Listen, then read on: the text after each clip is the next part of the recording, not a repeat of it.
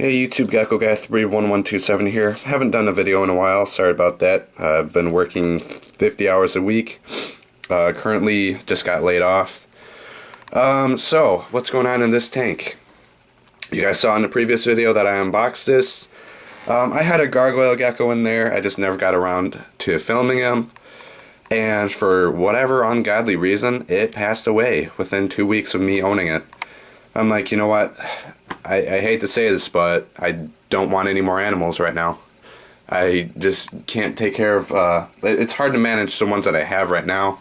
So, yeah, brand new tank that I'm not going to use again. So, maybe I will. Haven't decided yet. But, today's video is going to be about, do you want to work at a pet store, and is a pet store good for you? I actually worked at a pet store. I worked at Petland, the one that sells puppies in the little cages.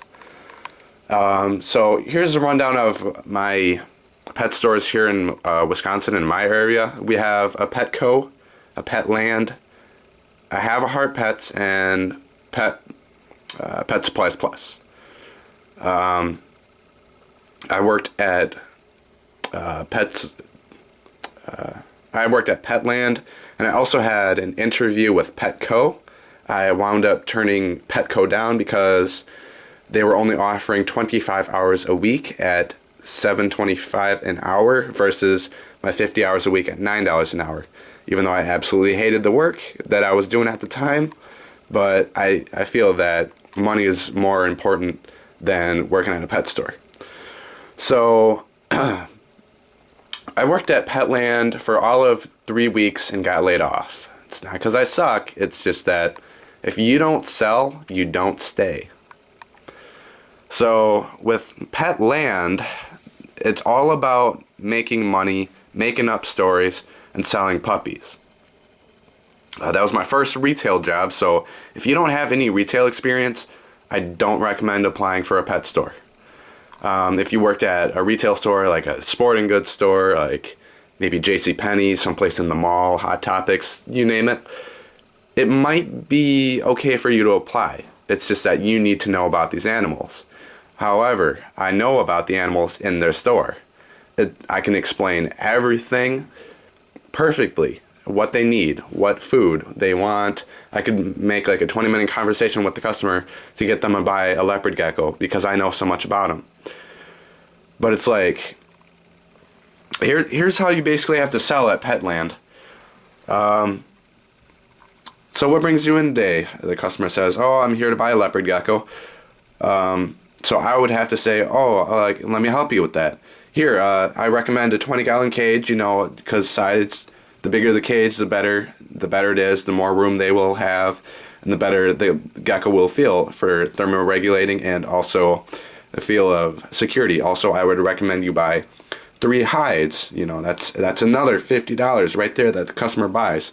And most customers don't know anything about these reptiles. They just want it because it looks cute and cuddly, and you have to be to sell it.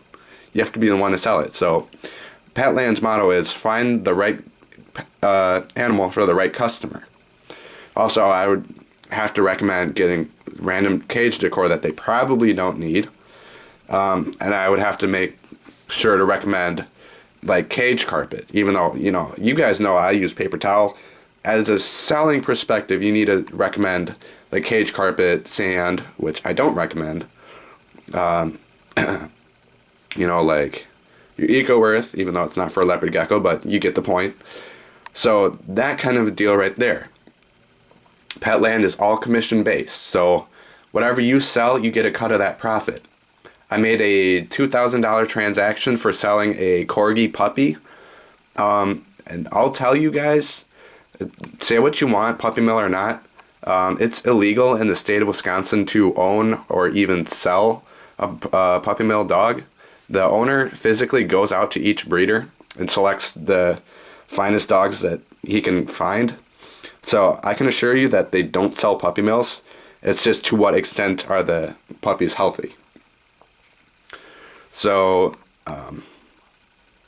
as far as selling a dog, I would have to say, you know, what brings you in today? You don't answer yet. You don't leave it open for yes and no questions. Are you looking to buy a dog today? Oh, no, I'm just going to look. That right there could have cost you a $2,000 transaction. And also, for selling a puppy, you'd want to say, what brings you in today? Oh, I'm looking to buy a golden retriever. Oh, we have one of those over here. Let me go bring it out for you. Don't ask if they want to see the dog, because they'll just say, oh, no, I don't want to be a bother. You bring it out to them so they can see it, get the puppy in their hands. That's a potential sale right there. So, and then you would have to explain about the dog, if it's AKC or if it's got a pedigree. You'd have to show them all sorts of paperwork, explain 10 different pages of bull crap, and then bring over some random things that a dog would need, like a leash, a collar. That's potential sales, and just the sight of seeing a collar or a leash will make them want to buy the dog. So, again, if you don't have retail experience, do not apply at a pet store. If you don't know anything about the animals, don't apply at a pet store. Just because sounds like it's a fun job where it's working with cute and cuddly animals that smell, it's probably not best for you. Also, if you're not a people person, this job isn't for you. I can tell you right now, I would not work at a pet store again. Not because I don't like the animals, it's just that I'm not good at retail, and I just don't want to go through that again. Excuse me. I'm kind of talking with a cold here. So, that's just my advice. I mean, I'm not going to stop you from applying. It's just that here's my experience from working at a pet store. Comment, like, and subscribe.